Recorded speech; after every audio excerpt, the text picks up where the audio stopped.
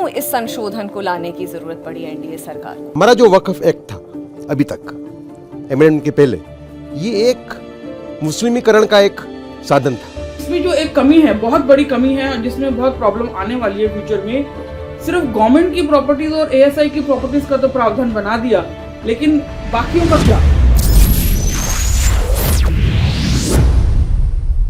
AIMIM जो chief हैं ओवैसी, उनका कहना है कि ये हमें हमारे अधिकारों से दूर कर देगा और हमारे जो वक्फ प्रॉपर्टीज पे जो हमारा गवर्नेंस है उसको हिला के रख देगा। मिस्टर ओवैसी जो कह रहे हैं वो जाती रूप से एकदम ठीक है। जो वक्फ की प्रॉपर्टीज उन्होंने प्राइवेट प्रॉपर्टी की तरह कब्जा रखी है, अब वो उनके हाथ से निकल जाएगा।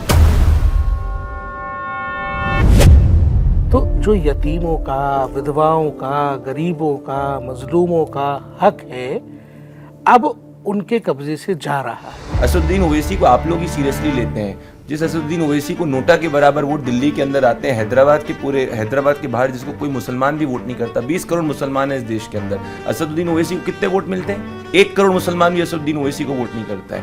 जैसे अगर आपने ओवैसी जी की बात की, ओवैसी जी के बेटे अकबरुद्दीन ओवैसी जी का एक वीडियो है जिसमें रो रहे हैं कि कैसे हमने हैदराबाद के आंदोलन के जो सरदार पटेल वाले अटैक के समय हमने पुलिस के कैसे डंडे खाए थे, गोली खाई थी। तो वो जो एक कब्जा करने की मेंटेलिटी के कारण एक इमेज चला गया कि ये लुटेरे हैं, कि इनका ब्रांड इमेज यही है कि मौला मौला करना, काफिर का माल अपना। ये लोग सस्ते दरों पर वक्फ की जमीनें खरीदकर अपने रिश्तेदारों में बांट रहे थे।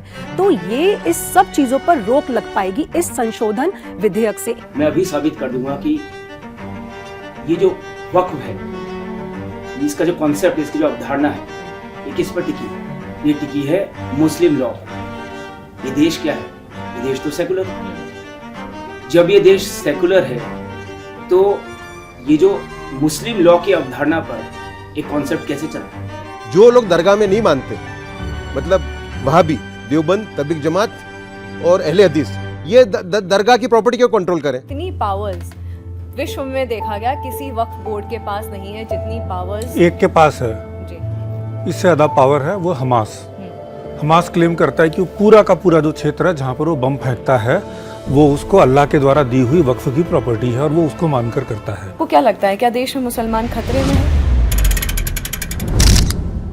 आप देखिए, हमारे देश में माइनॉरिटी का व्यक्ति राष्ट्रपति बनता है, आर्मी की हाई पोजीशंस पर जाता है। हमारे देश में आज़ाद होने के बाद जो पहला एजुकेशन मंत्री है वो इस मुस्लिम कम्युनिटी का बनता है। उसके बाद भी अगर ये लोग कह सकते हैं कि मुसलमान खतरे में हैं, 5 वक्त की नमाज करते हैं, उसके बाद भी मुसलमान खतरे में हैं, तो मैं तो ये कहूँगी एक बार हनुमान चालीसा पढ़ के देख लीजिए, खतरा टल जाएगा।